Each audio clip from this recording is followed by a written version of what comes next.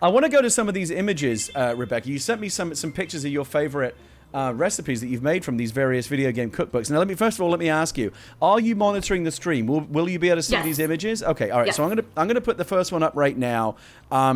This is some kind of delicious glazed ring cake with cherries on top. Tell me about this first one. That is from the World of Warcraft cookbook. That is Graku's mincemeat fruit cake.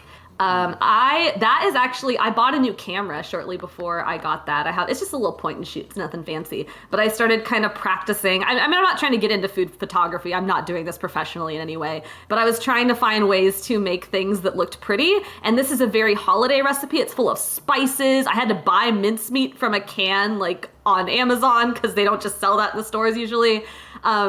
And I pulled some branches off some trees, and it had just snowed. And so I took that outside and got that gorgeous shot. It's got, I think that's a bourbon orange frosting on it, if I remember right. Oh, it was so good. And did it taste as good as it looks? Because it looks delicious. Yeah, it was really good. The thing that makes me kind of a mediocre chef is that I'm not patient. I will just rush through things. But cakes are really hard to rush through and get anything resembling a cake. You have to be very focused on them. And so I think my cakes, and I sent you some other photos of cakes too, I know. I think my cakes are usually my best work because they're so complicated. I have to slow down and focus. I love how you put the holiday garnish around the edge here. Did you raid your Christmas tree for this? No, I just pulled some branches down from outside.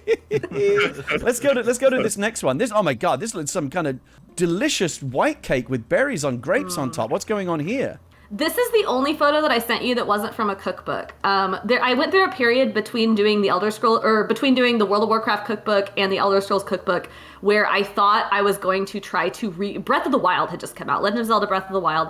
And I thought that I was going to do a blog where I tried to recreate recipes from Breath of the Wild. What I learned from that experience is that while I'm getting better at following directions, I'm getting very bad at coming up with my own recipes. So this is basically just, I think it's just a regular cake recipe from The Joy of Cooking, but I put fruit on it to look like the fruit cake from Breath of the Wild. But it was a really good cake, so... The chat is losing its mind over some of these pictures. I think that you should do your own cookbook and come back and promote it on the show, the Chef Rebekah Valentine cookbook. Gary, I sent you the best ones. I've done something around 300 recipes now, and I sent you only the good photos and a couple ones. I'm sure Jamie Oliver has made some crappy recipes too. He only puts the good ones in his books. It's not like there's not like Jamie Oliver, my biggest fails. He's not going to do a book like that. Let's look at this next one. What's going on here? These look like some delicious dumplings. What are these? Those are, it's called Crunchy Spider Surprise. It's from the World of Warcraft cookbook. Obviously, we're not eating spiders here. So it's crab, because I guess crabs look kind of like spiders. But they're literally salivating right now. They're so good. That's in the cooking process. It's these kind of crab... I guess little crab balls or whatever, but you wrap them, the outside are wonton wrappers that you slice up and wrap around them, and then you fry them up. And I think the plating had you sort of skewer them on a stick, and those are really good. Someone in the chat just said they kind of look like shumai. Reminds me of those kind of great Chinese shumai dumplings that you can get. Was this imitation crab meat, or is this the real thing? It's imitation, but you can do it with real meat. I can't tell the difference. Look at what is this green cake? Looks like a perfect cake for a summer picnic. Tell me about this one. Oh, this one. You've got it with some rosé here, paired with a nice rosé. This is my crowning achievement, Gary. So this was the last recipe that I did in the World of Warcraft cookbook, the very, very last one. It is called Delicious Chocolate Cake. And it is chocolate because if you look at it in World of Warcraft, it says delicious chocolate cake, but it's a white cake with green frosting, which doesn't seem like a chocolate cake. So it is a white chocolate cake. And then one of the ingredients in the World of Warcraft, because you can make it, comes from a recipe, is mage royal, which is like a flour. So what Monroe Castle did, who's just awesome. She made a Game of Thrones cookbook, she made a Hearthstone cookbook. If you like any of that, she has an Overwatch cookbook. Get her stuff if you like video game cookbooks. She's so cool. But she did, the filling is raspberry and rose water. And then the frosting is a chocolate frosting or a white chocolate frosting, and then there's raspberries on top. This is the very last recipe I made in the World of Warcraft cookbook. I specifically did it to go out with a bang. I took so many pictures. I drank it with rosé, and then I'll plug my thing. my very first freelance piece that I ever got accepted outside of my work at Fansided was with PC Gamer, and it was about cooking my way through the entire World of Warcraft cookbook.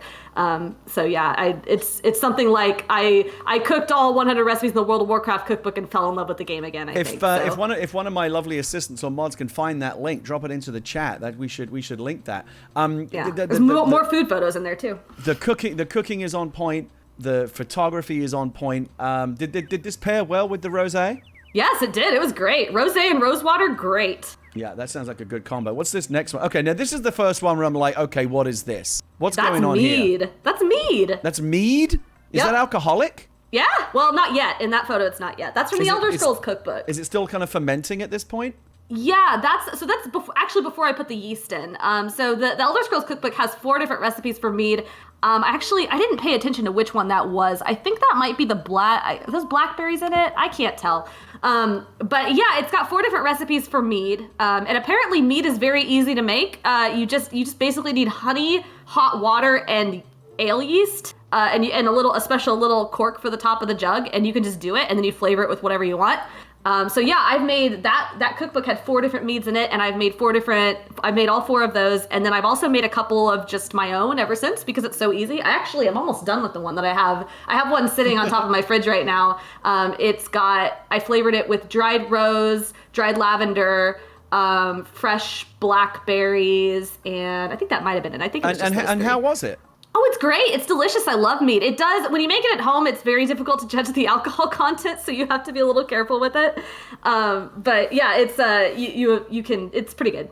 All right, we've got 3 more here. I don't know what the next tab is as I tab into it, so it's a surprise to me as well. What is this? Is this some kind of, looks almost like a potato and cabbage soup? What is this? Almost. Apple cabbage soup. I just grabbed that one because I was trying to find the photos that looked nicer. But that one was I liked that one. That's another one from Elder Scrolls Cookbook because it was sort of a surprise how good it was. I didn't think that the idea of apple and cabbage stew would be good. But again, like props to Chelsea Monroe Castle, who's a fantastic cookbook author. This was delicious. That's like fresh thyme or dried thyme. I don't know, something drizzled on top of it. It was a really, really good soup. I think I would like it more if it was potatoes and not apples, but it does look very tasty. And now, what is going on here with this? Are these they look like cinnamon buns? They're glazed, drizzled in this beautiful glazing. What's going on here? Oh, the Elder Scrolls fans should know this one. These are the quintessential sweet rolls from the Elder Scrolls series, I guess, or Skyrim. I actually don't know what that's from, or which game that's from, because it's just become such an iconic dish and line about stealing sweet rolls. It might be in more games besides Skyrim, but yeah, they're just these really lovely yeasty sweet rolls with just this big thick gloopy icing on top. I had to buy a special pan, like a mini bundt cake pan, to get those the right shape, but they're super. Everybody knows those if you know the Elder Scrolls. You see those and you're like, yep, sweet rolls, that's it. All right, last one. Oh my God, look these sliders.